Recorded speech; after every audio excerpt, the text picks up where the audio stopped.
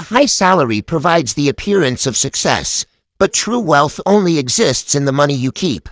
The data shows a disconnect. 66% of Americans live paycheck to paycheck, including nearly half of those earning over $100,000 a year.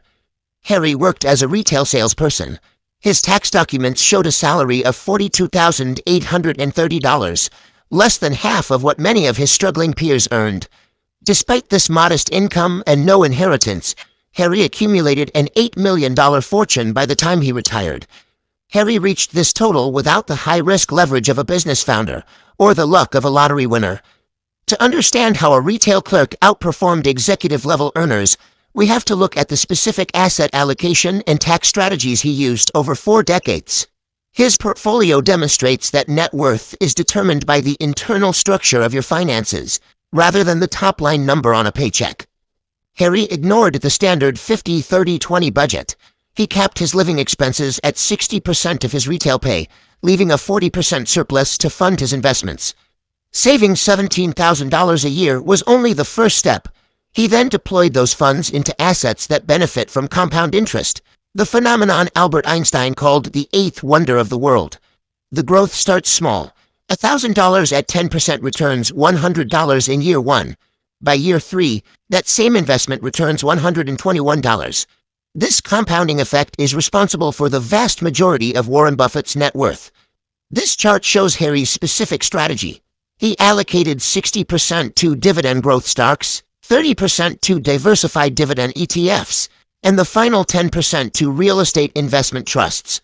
These REITs are required by law to distribute 90% of their taxable income to shareholders.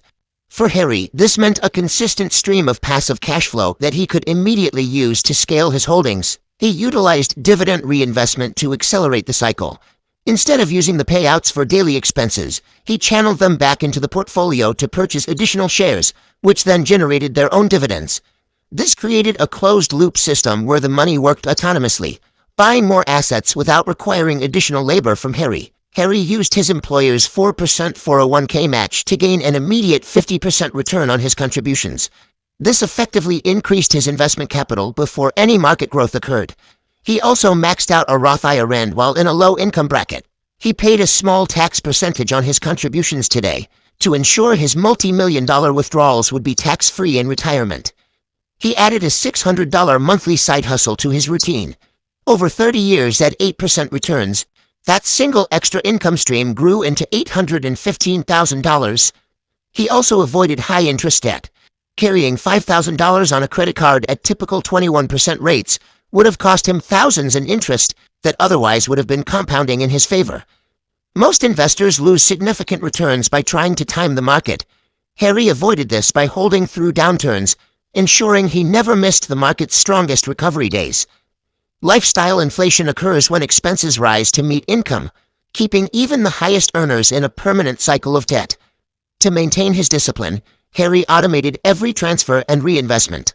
By removing manual decision-making, he ensured his plan continued regardless of market fluctuations or personal temptation.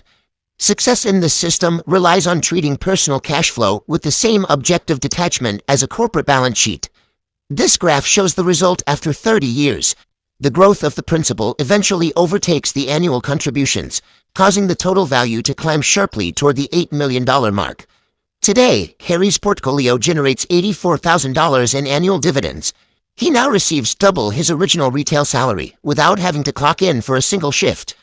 Reaching these numbers required living on a retail budget for decades, while his net worth climbed into the millions. This created a significant lifestyle gap between Harry and his professional peers.